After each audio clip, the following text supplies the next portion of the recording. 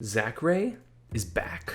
Zackray is one of my favorite players in Smash Ultimate, and by one of, I mean my favorite player. He's been my favorite player to watch since the beginning of the game. I got a chance to play him in friendlies before the first Genesis. I saw his crazy Genesis run, and of course all of his amazing placements throughout the entirety of Smash Ultimate. Someone who I consider a top 10 player universally, and he took a long break from the game due to focusing on Pokemon Unite. Unfortunately, he did have bad luck with his Pokemon Unite trying to qualify for Worlds. One of his teammates overslept one of his matches after an overnight shift, so he wasn't able to, qualify for Worlds, which sucks for him. I can't imagine that. But afterwards, he said, you know what? That happened. It's okay. I'm going to laugh it off, and I'm going to go back and play some Smash. And it's not just empty words that he's saying that. He immediately went to a local, which was something at the Red Bull Gaming Stadium that is in Japan, and he got second at a local, losing to Proto Banham in Grand Finals in 2 sets, but beating players like Raito and Kept. So he is back. He's mostly going Sheik as far as I'm aware currently, but that doesn't mean he's not going to be Zackray and play all of his crazy characters, because he has, the Sheik now, the Joker, the Rob, the Mario, the Game & Watch. By the way, if you haven't checked out PG Stats' wonderful video on Zackray, the Joker, the wild card. It's amazing. I'm going to put it in the card up above, which is over there. It was really, really good. Again, Zackray is one of my favorite players, so I'm very, very excited for him to be back. And what does that mean potentially for the scene? Obviously, Zackray was one of the Japanese players that traveled the most to the States. He competed here a lot and always did very well. Not always, but I guess after, Big House and I think that one main stage, he's basically done well. So a very strong resume for him. But what does it mean for Japan mostly? Because obviously Japan has been taken over by players like Akola, his Steve. You have Ashimo, the Ryu. Of course, Yoshidoro has been doing incredibly well. Then you, of course, have the already strong players like Kamame and T and Proto, still doing well, although Proto doing a little bit worse than normal. But what does it mean for Zackray to come back? Because Zackray's always been a player that has defied the laws of what should be working at events in terms of he'll just pick up a random secondary and start beating top players just immediately and switch in the middle of the bracket.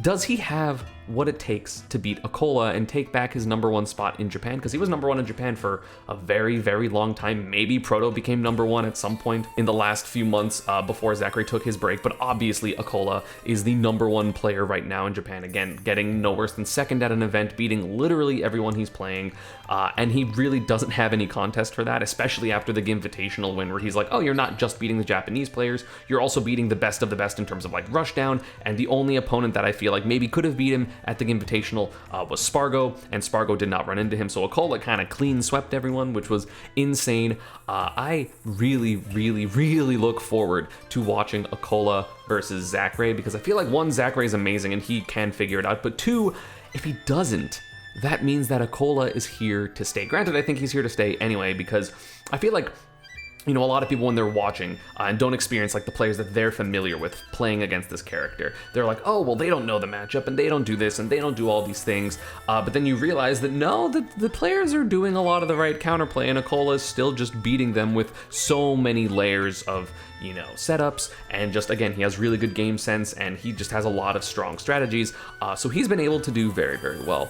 But is Zackray going to challenge that? Because Zackray, again, he was the guy that went down 2-0 against Meister with Sonic to figure it out, and then, proceed to reverse 3-0 at the time, one of the best players in the world. Granted, Meister's still one of the best players in the world, but Meister was even better, in my opinion, then. He was, easily, top 5 or 6 in the world then. Whereas now he's, 10 to 12, which is still really, really good, obviously. But Zackray, I can't wait to watch him more. I'm actually going to watch probably on my own time how he played at the local. Again, he was in he was in Winterside Grands, and then Proto ended up coming back and beating him in 2 sets.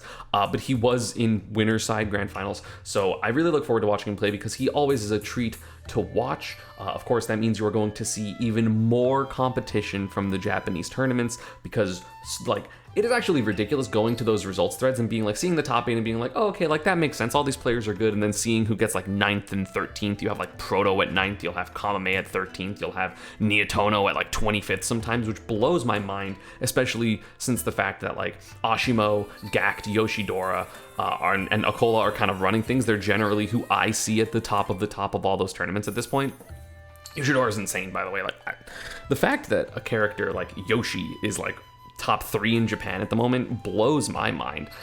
Considering I feel like they have really strong advantage states, and that's kind of sometimes what Yoshi struggles with, but Yoshidora is the god. But I'm really excited for Zackray to be back, because he, like, obviously, I don't watch as many Japanese tournaments as probably I should to keep up with their meta, because I tend not to. I tend to just watch the NA tournaments because they make more sense to me.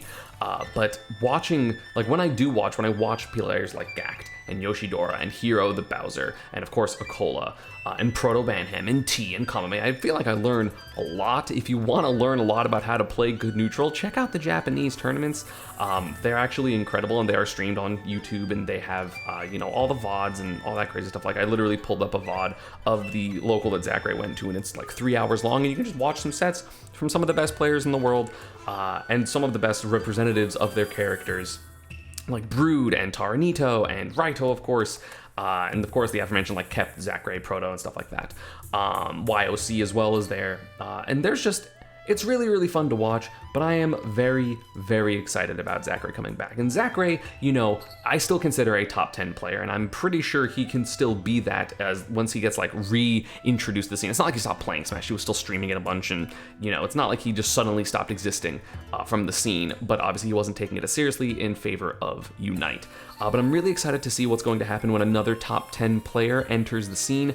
Unfortunately, we are having one bow out as well with Spargo, which I don't really want to go too far into that because you can read his twit longer, but Spargo is quitting for the time being. He says he might come back, he might not, I'm pretty sure. Going to tournaments and stuff like that and competing at such a high level is straining his mental health, and I really respect that fact that he wants to take a step back in priority of his mental health, because not a lot of people have that mental acuity, I think is the word, like mental sharpness to realize like, hey, I need to take a break. And obviously Spargo, uncontestedly the second best player in the world. I would still say, even with the rise of Akola, I still think it's Leo, Spargo, then Akola, if anything. It's really interesting how we have one top 10 player kind of dipping out, and then another top 10 player dipping back in with Zackray. I hope Spargo, gets the help he needs and, gets to decompress for a little bit, because, he's been traveling a ton, and I can't imagine what that's like as a young kid who suddenly became, like, thrust into the spotlight. That'd be wild. Like, by the time, it's hard to reconcile, because, like, by the time I got good at anything, I was, like, 18, but also the scene was so much smaller, so even, like, the level of, like, fame or anything that I had is, like, nothing like what Spargo has nowadays, even currently, right? Like, Spargo is more well-known than I am, and I can't imagine being that when I'm 16, 17, something like that, so... nothing but respect for Spargo, and nothing but respect from Zackray, who was taking his break and is now back. Zack is back. I'm excited. I can't wait to see him. What players do you want to see Zackray play against other than Akola, right? Because obviously that's probably the main one to see if he can, take down the terror that is reigning in Japan right now. Akola's Steve, because it has been decimating basically everyone. He's lost sets to like 6 or 7 players total, and he still mostly gets back to top 2. So really, really good stuff. To Akola, really, I'm so excited to watch Zackray play, and I want to see like the first major that happens to watch Akola versus Zackray. Ooh, like that has to be seeded to happen. I don't care, rig the brackets, please. Japanese bracket makers, please rig the brackets so we can see Zackray versus Akola. I would love it. And yeah, that's going to be about it for this one. I hope you all enjoyed. I just wanted to talk about Zackray because again, he's one of my favorite players, and I'm really excited for him to be coming back. As always, social media and Panda and partner stuff is down below, and I will see you all next time. Peace. Pikachu, busted.